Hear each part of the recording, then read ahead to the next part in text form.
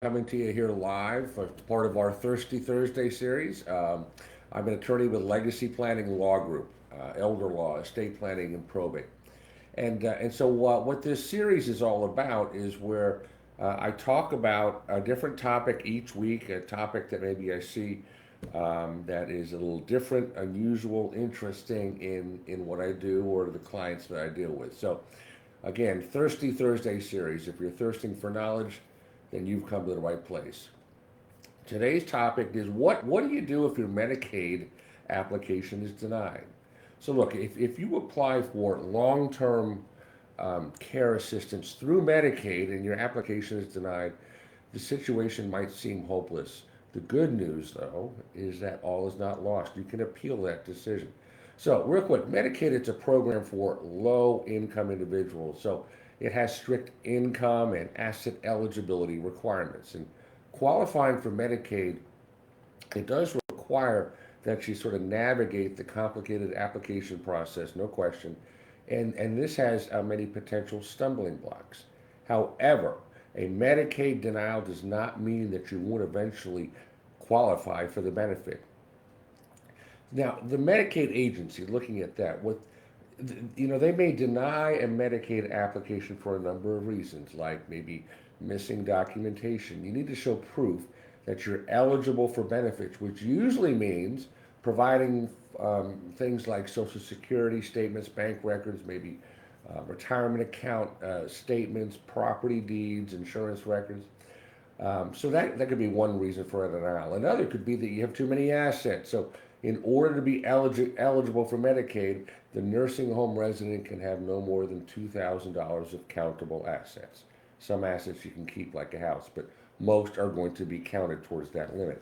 Another reason you can be denied is, let's say you have transferred or given away assets for less than fair market value within the preceding 5 year period, we call the 5 year look back, then you could be hit with a penalty period. It's a period during which you won't be eligible. Now, the Medicaid agency usually is required to issue the denial notice within 45 days of the application. So when you get a denial notice, read it carefully. The notice, by the way, it's going to explain the why the application was denied and then tell you how you can go about doing an appeal. Now, before filing an appeal, a formal appeal, you can really talk informally to the agency to ask them to reverse the decision. So let's say you made a small mistake on an application. This is usually the easiest way and quickest way to go about it to proceed. And if, by the way, if the caseworker at Medicaid made a mistake, it can be more complicated and require some escalation to a supervisor, or maybe even require a formal appeal. So let's say that the next step is to appeal the decision. The denial notice will tell you how long you have to file the appeal. And the deadline may be as short as 30 days or maybe as long as 90 days after the date of the denial notice. It's important to file the appeal before the deadline that's given.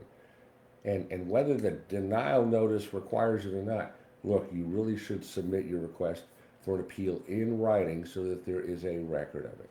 Now, once your appeal is sent in, the Medicaid agency will set a hearing date. An applicant has to attend that hearing, otherwise, their case is going to be dismissed. I will tell you that. You have a right to have witnesses testify at the hearing and to question the Medicaid agency's witnesses. It's a good idea at this stage to have an attorney help you through the appeal process. An attorney can make sure you have all the right documentation you need and the information to present at the hearing.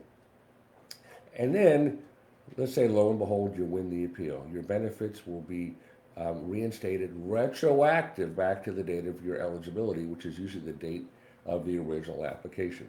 If you lose the appeal, the notice will explain how to appeal that decision. And the next step in the appeal process usually involves submitting written arguments. If the next appeal is unsuccessful, then you have to appeal to a court, which is often really an unsatisfying avenue.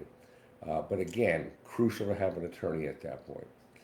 If your application was denied correctly, let's say on appeal, the appeal is denied and said, look, there was a good basis to deny it, let's say due to excess assets, maybe too much income, there are steps you can take to spend down your assets or put your income in a special kind of trust called a qualified income trust.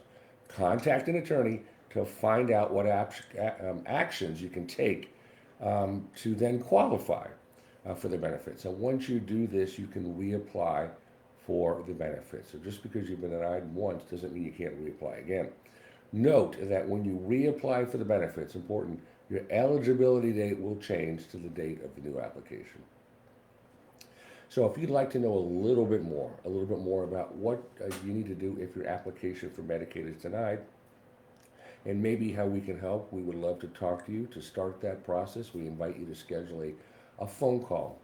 Really easy, free 15-minute phone call that we like to call our discovery phone call. Just go to our website, legacyplanninglawgroup.com, and click on the book your free call. It's a blue button. It takes you straight to our booking calendar. Pick the day that works for you. If you've enjoyed this video, we'd ask that you like it. Better yet, I'd be indebted to you if you were to share it. And to get other information and video content about estate planning topics, elder law, and so forth, I invite you to subscribe to our YouTube channel, Legacy Planning Law Group.